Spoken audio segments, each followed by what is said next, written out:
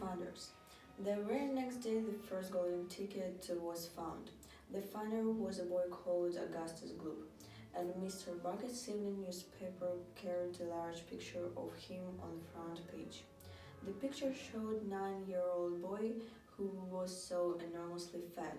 He looked as though he had been blown up with a powerful pump. The town in which Augustus Gloop lived had done wild with excitement over their hero. Flags were flying from all the windows. Children had been given a holiday from school, and a parade was being organized in honor of the famous youth. I just knew Augustus would find a golden ticket, his mother had told the newspaperman.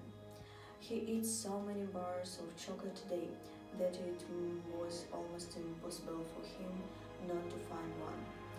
Eating is his hobby, you know.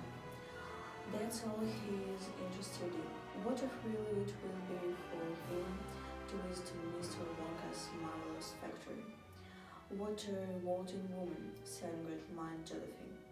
And what a repulsive boy, said Grandma Georgina. Only 4 golden tickets left, said Grandpa George. I wonder who'll get those. And now the whole country, indeed, the whole world, seemed suddenly to be caught up in a mad chocolate buying spree, everybody searching frantically for those precious remaining tickets. Fully grown women were seen going into sweet shops and buying 10 Wonka bars at a time, then tearing off the wrappers on the spot and peering eagerly underneath for a glint of golden paper. Children were taking hammers and smashing their piggy banks and running out of the shops with handful of money.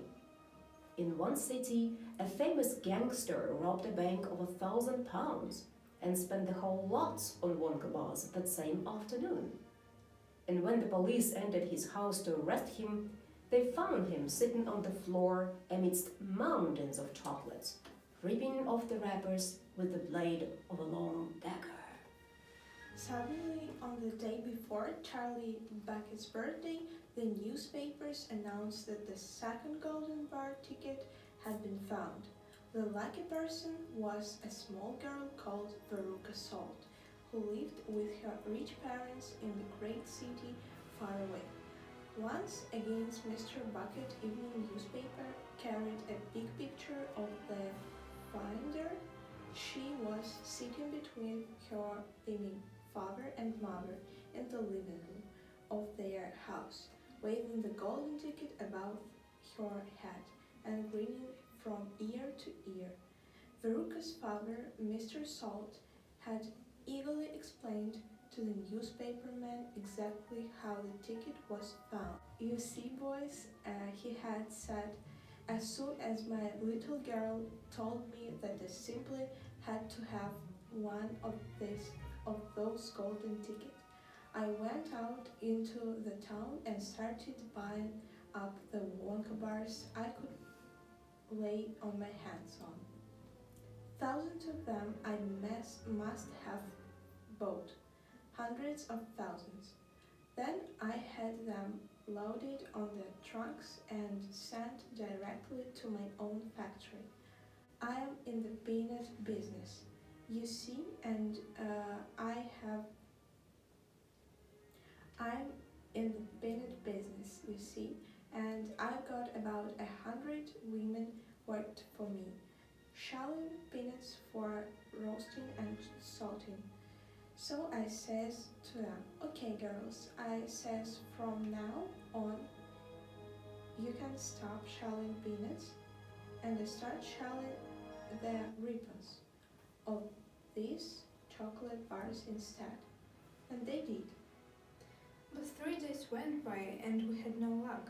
Oh, it was terrible. My little Veruca got more and more upset each day, and every time I went home she would scream at me, "Where's my golden ticket? I want my golden ticket!" And she would lie for hours on the floor, kicking and yelling in the most disturbing way. Then suddenly, on the evening of the 4th day, one of my women workers yelled, "I've got it, a golden ticket!" I rushed it home and gave it to my darling Veruca, and now she's all smiles, and we have a happy home once again.